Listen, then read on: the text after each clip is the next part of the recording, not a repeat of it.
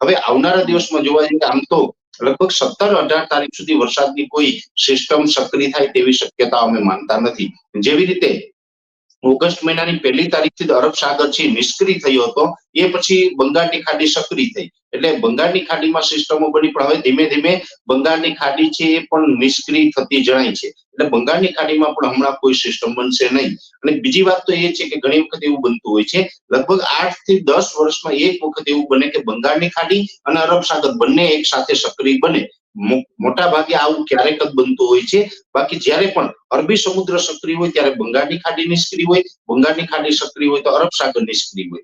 એવી જ રીતે આ વર્ષે પણ પેટર્ન ચાલી રહી છે. પણ હવે ઘણા સમય પછી એવું બની રહ્યું છે કે બંગાળની ખાડી અને અરબ સાગર બંને નિષ્ક્રિય આપને જોવા મળશે, અને લગભગ 17 થી 18 તારીખ સુધી આવો માહોલ જોવા મળે તેવી શક્યતાઓ છે. 17-18 તારીખ આસપાસ અમારું એવું અનુમાન છે કે કદાચ અરબ સાગર ફરીથી સક્રિય થશે, અને અરબ સાગર સક્રિય થશે તો સૌરાષ્ટ્ર, કચ્છ, દક્ષિણ ગુજરાત અને મધ્ય ગુજરાતના અમુક જે વિસ્તારો છે એમાં સારા વરસાદનો લાભ છે એ 17-18 તારીખ પછી આપણે જોવા મળે એવું એક અનુમાન છે. અને ખાસ કરીને અત્યારે જે ચોમાસું ધરી છે એ ઉત્તર તરફની જે ગતિ છે એ ધીમે ધીમે 17-18 તારીખથી એ દક્ષિણ તરફ ઝુકાવ આવશે, એ પછીથી વરસાદી સિસ્ટમો બનવાનું ચાલુ થશે, અને આપણે સારા વરસાદોની આશા એ ત્યાર પછી રાખી શકીએ. અત્યારે મુખ્યત્વે જોવા જઈએ તો ગુજરાતભરની અંદર, જેમાં ગુજરાતના વરસાદના જે 4 થી 5 રીજન છે, એક તો સૌરાષ્ટ્ર કચ્છ હોય, મધ્ય ગુજરાત હોય, ઉત્તર ગુજરાત હોય, મધ્યપ્રદેશ બોર્ડર લાગુ વિસ્તાર છે, ને એક છે દક્ષિણ ગુજરાતનો ભાગ.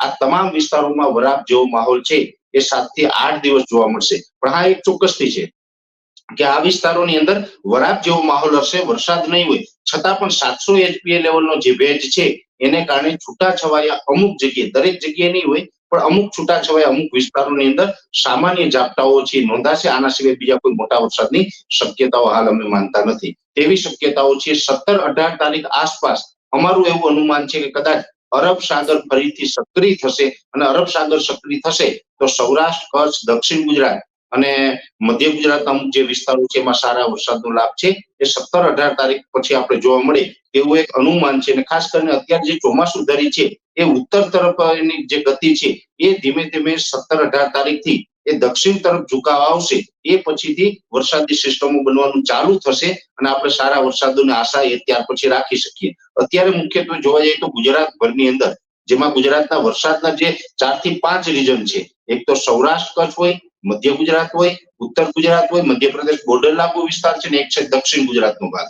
આ તમામ વિસ્તારોમાં વરાપ જેવો માહોલ છે એ 7 થી 8 દિવસ જોવા મળશે. પણ હા, એક ચોક્કસથી છે કે આ વિસ્તારોની અંદર વરાપ જેવો માહોલ હશે, વરસાદ નહીં હોય છતાં પણ 700 HPA લેવલનો જે ભેજ છે એને કારણે છૂટાછવાયા અમુક જગ્યાએ, દરેક જગ્યાએ નહીં હોય પણ અમુક છૂટાછવાયા અમુક વિસ્તારોની અંદર સામાન્ય ઝાપટાઓ છે નોંધાશે. આના સિવાય બીજા કોઈ મોટા વરસાદની શક્યતાઓ હાલ અમે માનતા નથી.